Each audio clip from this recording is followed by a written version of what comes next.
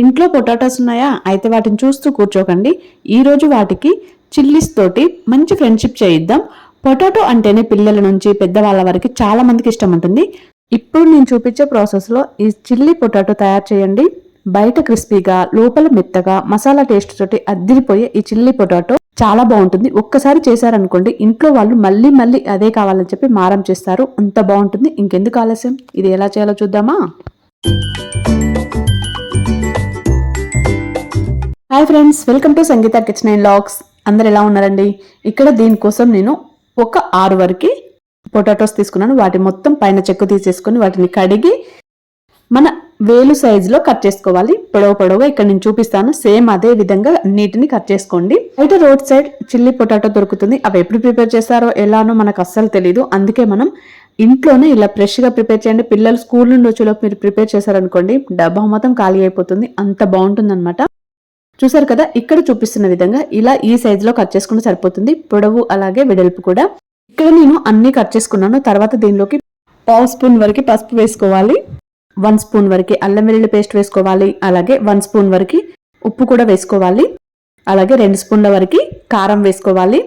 Cornflour 1 cup వేసుకోవాలి. అలాగే మైదా కూడా 1 కప్పు వేసుకోవాలి. ఇవన్నీ వేసిన తర్వాత మొత్తం ముక్కలకు పట్టేలాగా కలిపేసుకోవాలి.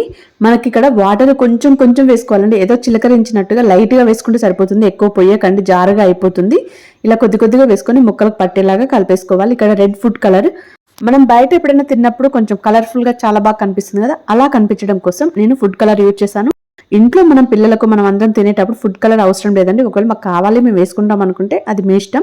చూసారు కదా, ఇక్కడ చూపిస్తున్న విధంగా మొత్తం కలిపేసుకోవాలి. తర్వాత స్టవ్ పై కడాయి పెట్టుకొని కడాయి వేడైన తర్వాత దానిలోకి డీప్ ఫ్రైకి సరిపడా ఆయిల్ వేసుకోవాలి. ఆయిల్ వేడైన తర్వాత ఒక్కొక్క పీస్ ఇలా వేసుకోవాలి. ఇక్కడ చూపిస్తున్న విధంగా మనం పకోడీ టైప్ లాగా కూడా వేసుకోవచ్చు. కానీ ముక్కలు వేసిన తర్వాత మొత్తం ఇట్లా కలపడం అలా చేయకండి, కొద్దిసేపు వదిలేయాలి. మనం రెండో సైడ్ ఫ్రై చేసుకునేటప్పుడు కూడా వాటిని విడగొట్టే ప్రయత్నం చేయొద్దు. రెండో సైడ్ మొత్తం ఫ్రై అయిన తర్వాత అప్పుడు విడగొట్టండి, విడిపోతాయి. మనం ముందుగానే తీసామనుకోండి వాటికి ఉన్న మసాలాలంతా ఆయిల్లో పడిపోతుంది అనమాట. అందుకే మెల్లగా వాటిని ఫ్రై చేసేసుకోండి. ఇక్కడ చూపిస్తున్న విధంగా మనం కలిపి పెట్టుకున్న ఆలు మొత్తం కూడా ఫ్రై చేసేసుకోవాలన్నమాట. ఇక్కడ వరకు వీడియో చూసారా? చూసినట్లయితే ఒక లైక్ ఇవ్వండి. అలాగే ఈ వీడియో పైన మీ ఒపీనియన్ కూడా కామెంట్ చేయండి. రోజు ఫాలో అవ్వండి. కొత్త వాళ్ళైతే సబ్స్క్రైబ్ చేయండి. చూసారు కదా, ఇక్కడ చూపిస్తున్న విధంగా ఇలా ఫ్రై చేసుకోవాలన్నమాట. ఇక్కడ మొత్తం ఫ్రై అయినాయి. డైరెక్ట్ ఇలా తిన్నా కానీ చాలా బాగుంటుంది పకోడీ టైప్గా. దీన్ని ఇంకా టేస్ట్గా తయారు చేయడం కోసం మనం సాస్ తయారు చేసుకోవాలి. ఇక్కడ నేనైతే మొత్తం ఫ్రై చేసేసాను. ఇలా ఫ్రై చేసుకున్న తర్వాత మీడియం సైజు ఉల్లిపాయ ఒకటి తీసుకొని కట్ చేసుకోవాలి. ఒక 4-5 వరకు పచ్చిమిర్చి తీసి కట్ చేసుకోవాలి. ఒక గుప్పెడు కరివేపాకండి. ఇవన్నీ రెడీగా పెట్టుకోవాలి. తర్వాత మనం ఆయిల్ మొత్తం తీసేసుకుని 1 స్పూన్ వరకు ఆయిల్ ఉంచుకుంటే సరిపోతుంది. ఎక్కువ ఆయిల్ అవసరం లేదు. అది కొంచెం వేడైన తర్వాత మనం కట్ చేసి పెట్టుకున్న ఉల్లిపాయలు అలాగే పచ్చిమిర్చి ఫ్రై అవ్వనివ్వాలి. ఇవి కొంచెం వేగిన తర్వాత కరివేపాకు కూడా వేసి 3 ఫ్రై అవ్వాలి. ఇవి ఫ్రై అయిన తర్వాత 1 స్పూన్ వరకు కారం వేసుకోవాలి. అలాగే 1/2 స్పూన్ వరకు ఉప్పు వేసుకోవాలి. ఆల్రెడీ మనం ఆలులో మళ్ళీ వేసాం కదా, ఇక్కడ కూడా కొంచెం చూసి వేసుకోండి. మరి ఇలా మన సాస్ సప్పగా ఉంటే బాగుండదు కాబట్టి కొంచెం వేసుకోవాలి. 1 స్పూన్ వరకు వెనిగర్, 1 స్పూన్ వరకు సోయా సాస్ వేసుకోవాలి.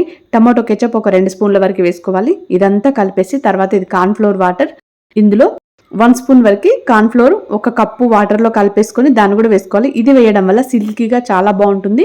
ఇంకొక టీ గ్లాస్ వరకు వాటర్ వేసుకొని ఈ గ్రేవీ ఇలా తిక్కుగా అయ్యేలా చేసుకోవాలి. వెంటనే తిక్కుగా అవుతుంది, ఎక్కువసేపు ఉడికించాల్సిన అవసరం కూడా లేదు. ఇది ఇలా అయిన తర్వాత మనం ఫ్రై చేసుకున్న ఆలు వేసుకోవాలి.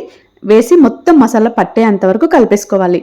అంతే అండి, టేస్ట్ మాత్రం అద్దిరిపోతుంది, చాలా బాగుంటుంది. గిన్నె మొత్తం ఖాళీ అయిపోతుంది. ఇంకో 2 ఆలుగడ్డలు ఎక్కువ వేసేసుకొని మీరు రెడీ చేసుకోండి, చాలా బాగుంటుంది అనమాట.